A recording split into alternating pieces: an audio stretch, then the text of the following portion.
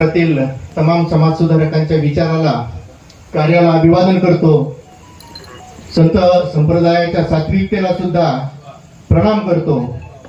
आणि ज्या वारकरी संप्रदायाने या महाराष्ट्राला एकत्र एकसंघ ठेवलं त्या वारकरी संप्रदायाच्या विचाराला सुद्धा मी प्रणाम करून आज ती विचारांची ज्योत संग्राम महाराष्ट्राचा न्यूज चॅनलच्या 5व्या वर्धापन दिनानिमित्त आमचे मित्र अभिजितजी लोमटे यांनी भजन स्पर्धा, आराधी गायन स्पर्धा ही पारंपरिक लोककला आणि त्या लोककलेमध्ये असणारे कलाकार त्यांना ही संधी दिली, त्याबद्दल मी त्यांचे मनपूर्वक आभार मानतो. मला अभिजित लोमटेसाठी एक ओळ आठवते की कबुतराच्या पिलाला गरुडाचे पंख तर लावता येतील, कबुतराच्या पिलाला गरुडाचे पंख तर लावता येतील, परंतु गगनभरारीचं वेळ हे मात्र रक्तातच असावं लागतं, कारण आकाशाची उडी कधी दत्तक घेता येत नाही. हे काही साधं काम नाही. हे स्पर्धा ठेवायच्या हे म्हणजे घरचं एखादं लग्न कार्य केल्यासारखं असतं. आपला वेळ गेला, 1 महिना झाला असेल त्यांचा ह्याच्यात वेळ गेला असेल, बरोबर आहे का? सगळी मॅनेजमेंट, संघ बोलवणं, ही मान्यवर बोलवणं, त्यांची वेळ घेणं, तुम्हाला बोलवणं, निमंत्रित करणं, तुमची व्यवस्था करणं. आणि म्हणून आज या वारकरी संप्रदायाचं हे का घ्यायचं स्पर्धा होतो बापू, म्हणजे मराठा कोण हे सांगीतिक भाषेत जर मला सांगायचं म्हणलं तर मराठा तो जो ढोलकीच्या थापावर त्याचे पाय नसतात, ज्याचं संबळ वाजली की अंग हलतं, मान डोलावली जाते, कीर्तन ऐकले की आपोआप तो तल्लीन होऊन जातो. आणि म्हणून महाराष्ट्रात मराठा कोण तर ही क्वालिटी असेल ते लोक मराठा असतात, हे असं माझं म्हणणं आहे.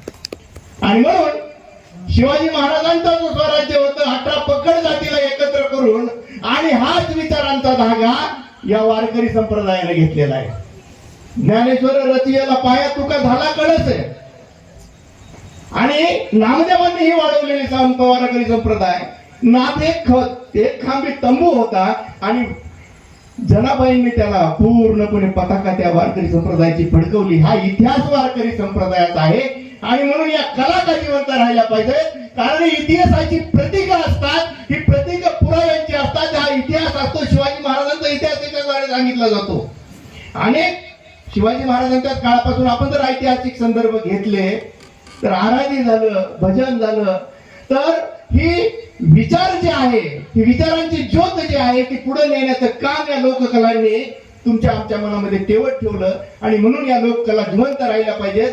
आणि म्हणून अंबाजोगाई निदर्शनचे आमचे सतीशजी मोरे साहेब असतील, आणि त्यांच्याच पावलावर पाऊल टाकून मला वाटतं अभिजित लोमटेंनी आता हा कार्यक्रम चालू केला. म्हणजे वर्षभरामध्ये आता 2 कार्यक्रम, 2 हे पारंपरिक कला उत्सव अंबाजोगाईमध्ये साजरे होणार आहेत. त्याबद्दल मी तुमचं मनपूर्वक धन्यवाद देतो दोघांचंही.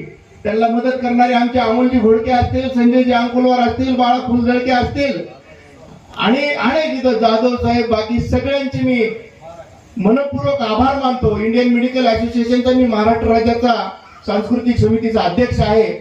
मराठी वैद्यकीय पत्रकार परिषदेचा सुद्धा मी वैद्यकीय कक्षप्रमुख आहे. आणि म्हणून ही कला जोपासण्याची जबाबदारी मला वाटतं आमच्यावर आहे असं मला वाटतं. आणि म्हणून ती जबाबदारी घेऊन आम्ही काल पण तुमच्या सोबत होतो, आज पण आहोत, आणि उद्या पण तेवढ्याच ताकदीने राहूत. अभिजित हे आमच्याकडून तुम्हाला ग्वाही मी देतो. आणि आज या पारंपरिक भजन स्पर्धा, आराधी गायन स्पर्धा याला आलेले सर्व माझे जे कोणी स्पर्धक आहेत, कलाकार आहेत, ते हारजीत हे एक आपलं भान असतो. आपण येऊन म्हणजे ध्येय असतं हार जिंकायचं आपल्याला, परंतु त्या ध्येयापेक्षा मला वाटतं की जी वाटचाल झालेली असते, जे तुम्ही प्रदर्शन केलेलं असतं आणि जे आत्मसमाधान असतं, मला वाटतं ते खरं महत्वाचं आहे. कारण वारकरी संप्रदायामध्ये आत्मरूप हे सांगितलेलं आहे, बरोबर आहे ना ऋषीबुवा? हे आत्मरूप म्हणजे काय असतं? हे आत्मरूप म्हणजे चैतन्य असतं. हे आत्मरूप म्हणजे तुमचा चांगला विचार असतो. हा आत्मरूप म्हणजे तुमचा ध्येयवाद असतो. आणि म्हणूनच या आत्मरूपाला परमेश्वराशी एकरूप करण्याचं काम जे असतं ही कला करते असं मला वाटतं. आणि या कलेच्या सादरीकरणाद्वारे आपण आनंद घेतला पाहिजे. आपल्यामधलं जे चैतन्य आहे ते सुद्धा आपण मनामधून फुलवलं पाहिजे, आणि आनंदी राहून आपल्या बरोबर आजूबाजूचे जग कसं समृद्ध होईल या गोष्टीकडे लक्ष दिलं पाहिजे. आणि वारकरी संप्रदायाचा जो विचार आहे, दुरितांचे गीत माझी या गीतात बिनावे वाळल्या वेली सतयांच्या अमृताचे फुल हे अमृताचं फूल प्रत्येकाच्या आयुष्यात कसं येईल या गोष्टीकडे प्रत्येक माणसानं जर लक्ष दिलं तर आपल्या बाजूचा माणूस जर वेदनेनं तडफडत असेल, वेदनेनं व्याकुळ असेल, त्या वेदनेनं व्याकुळ झालेल्या माणसाच्या जीवनामध्ये आनंद फुलविण्याचं काम वारकरी संप्रदाय आणि कलाकार करायला पाहिजे, ही माझी अपेक्षा तुमच्याकडून आहे. आणि म्हणून तुकाराम महाराजांनी जे म्हणलेलं आहे की तुकाराम महाराज एक विज्ञानवादी संत होता. त्यांनी सांगितलं, ऐसे संत झाले कळी तोंडी तंबाखूची नळी, ऐसे संत झाले कळी तोंडी तंबाखूची नळी, पुढे स्नान संध्या बुडविली, भांग ही ओढविली, भांग बुरकाचे साधन, पची पडे मद्यपान, आणि तुका म्हणे अवघे सोंग तेथे कैसा पांडुरंग. क्या बात है. मद्यपान करणारे, सिगरेट पिणारे, धूम्रपान करणारे आमचे गुरु कधीच होऊ शकत नसतात, कारण ते ऑलरेडी स्वतःच वाईट विचारांमध्ये असतात. आणि म्हणून सांगत असताना तुकाराम महाराजांनी पुढे सांगितलं, जे का रंजले गांजले त्यासी म्हणे आपुले साधू तोची ओळखावा, देव तेथेची जाणावा.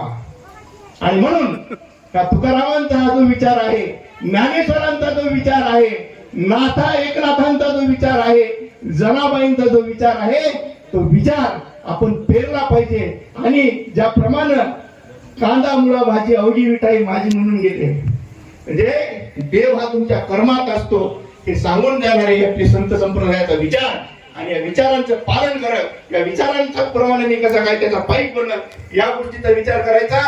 आज आमचे मित्र अभिजित दिलवटे व्यासपीठावर उपस्थित असलेल्या आमच्या शेटेताई, आमचे आशिफ बाबा खतीब, काँग्रेसचे नवनियुक्त जिल्हाध्यक्ष आमचे राहुलजी सोनवणे, आमचे मार्गदर्शक अंबाजोगाईचे एक मोठं नाव आमचे हनुमंत काका मोरे साहेब, आणि ज्यांनी अख्ख्या जगामध्ये पखवाज नेली, जे भारताच्या पार जर कोणी माणसं गेली असतील आणि भारताचं नाव त्यांनी कोणी आदरावर केलं, भारताचं नाव कोणी त्यांनी एक लावलौकिक केलं, असे आमचे उद्धव बापू आपेगावकर, एक वारकरी संप्रदायाचं सात्विक व्यक्तिमत्व इथे जोशीभाऊ बसलेले आहेत. या सगळ्यांना मी म्हणजे आता मी आयोजक म्हणूनच यांचा आभार मानतो. म्हणजे मी काही पाहुणा म्हणत नाही. मी लातूरला होतो, मला फोन आला, मला खरंच आज जमणार नव्हतं, परंतु मी अक्षरशः 25 मिनिटात आलो महाराज तिथं. त्यांनी ड्रॉइंग सुद्धा बघितला असतं.